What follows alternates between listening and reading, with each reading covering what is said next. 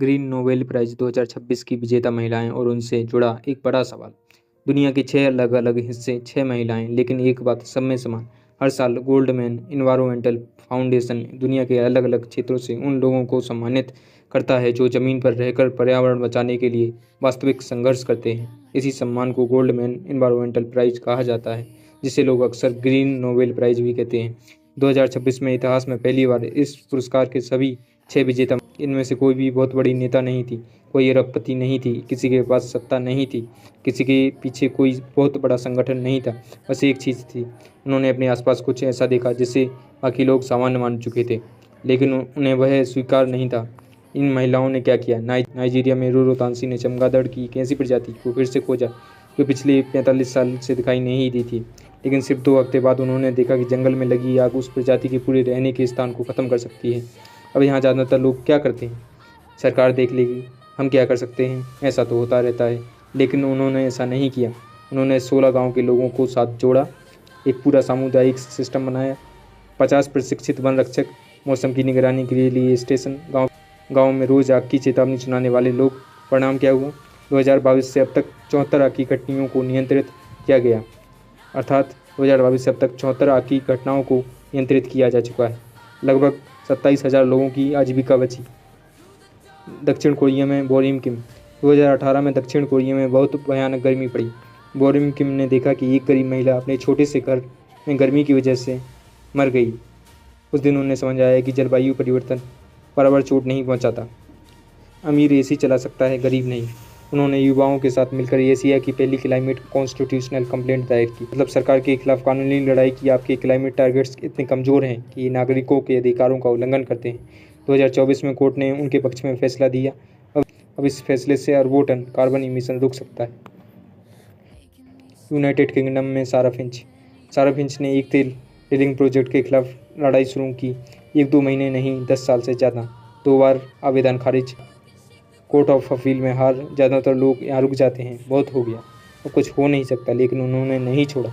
2024 में supreme court ने उनके पक्ष में फैसला दिया। एक नया सिद्धांत बना, अगर कोई फॉसिल फ्यूल प्रोजेक्ट शुरू करता है तो सिर्फ खुदाई का असर नहीं, बल्कि बाद में उस तेल या गैस को जलाने से होने वाला पॉल्यूशन भी गिना जाएगा।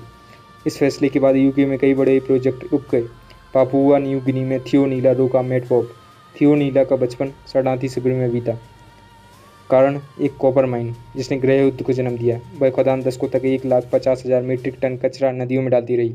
सोचिए, हर दिन दशकों तक। नीचे रहने वाले समुदाय आज भी उसका नुकसान झेल रहे हैं। 2020 में उन्होंने 156 लोगों की ओर से मानवाधिकार शिकायत दायर की। 2024 में कंपनी ने अपनी जिम्मेदारी स्वीकार की। यह बहुत बड़ा कदम था, क्योंकि इतनी बड़ी कंपनियां आमतौर पर अपनी गलती नहीं मानती।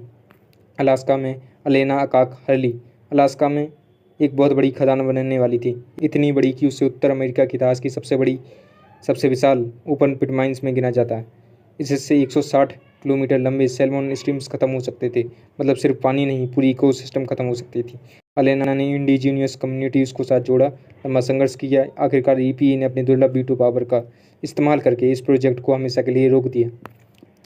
कोलंबिया में यूवेलिस मोरालेस ब्लैंको, सबसे युवा विजेता, सिर्फ 24 साल। वह घर घर जाकर लोगों को समझाती थी कि फ्रैकिंग कितना खतरनाक हो सकता है, लेकिन इसके कारण हथियारबंद लोग उनके घर पहुंच गए। उन्हें देश छोड़ना पड़ा। 22 साल की उम्र में निर्वासन। सोचिए, जिस उम्र में लोग कॉलेज की चिंता करते हैं, उस उम्र में उन्हें अपनी जान बचानी पड़ी, लेकिन उनकी लड़ाई बेकार नहीं गई। मामला राष्ट्रीय स्तर पर पहुंचा। नई सरकार ने फ्रैकिंग पर प्रतिबंध लगाया। कोर्ट ने माना कि इन परियोजनाओं ने समुदाय के अधिकारों का उल्लंघन किया। अब असली बात, इन कहानियों को सुनकर कहना आसान है, वाह कितनी महान महिलाएं हैं, क्या प्रेरणादायक लोग हैं, हमें भी ऐसा बनना चाहिए। लेकिन अगर हम यहीं रुक जाएं तो हम असली बात मिस कर देंगे। चलिए इसको अब हम एपी फ्रेमवर्क से समझते हैं। यह दृष्टिकोण इन महिलाओं को सिर्फ हीरो कहकर ख़त्म नहीं करेगा। यह पूछेगा, ऐसा क्या था जिसने इन्हें बाकी लोगों से अलग बना दिया है? क्योंकि सच तो यह है, जो अन्याय इन्हें देखा वह सिर्फ इन्हें ही नहीं दिखा था, हज़ारों लाखों लोगों ने वही देखा था। सब जानते थे नदी में कचरा जा रहा है, जलवायु नीति कमज़ोर है, बड़ी कंपनियां नुकसान कर रही हैं, गरीब लोग सबसे ज़्यादा मार खा रहे हैं, फिर भी ज़्यादातर लोग चुप रहे। क्यों? क्या वे सब कायर थे? क्या वे मूर्ख थे? ज़रूरी नहीं। असली कारण क्या है? एपी फ्रेमवर्क कहता है कि इंसान का अहम ईगो हमेशा सुरक्षा चाहता है। वह हमेशा ऐसी चीज़ ढूंढता है जिससे उससे लगे सब ठीक। स्थिति संभालने योग्य है। ऐसा ही चलता है, मैं कुछ नहीं कर सकता।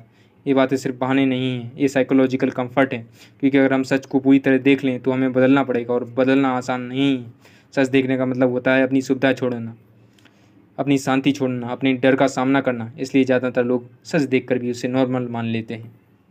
इन महिलाओं ने अलग अलग क्या किया? उन्होंने इस झूठी शांति को स्वीकार नहीं किया।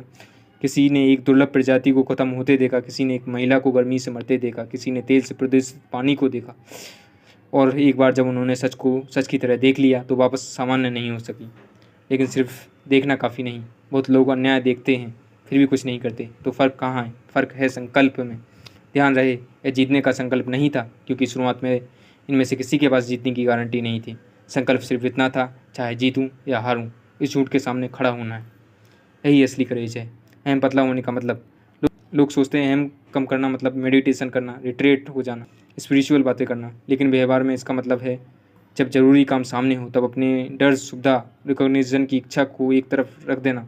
मतलब लोग क्या कहेंगे, हट गया, अगर हार गया तो हट गया, मुझसे क्या मिलेगा, हट गया, और जो करना जरूरी है वह किया गया। आखिरी सवाल, तो असली मुद्दा पुरस्कार नहीं है। सबसे कठिन बात, ये महिलाएं किसी दूसरी प्रजाति की नहीं है, वे हमारी जैसी ही इंसान है।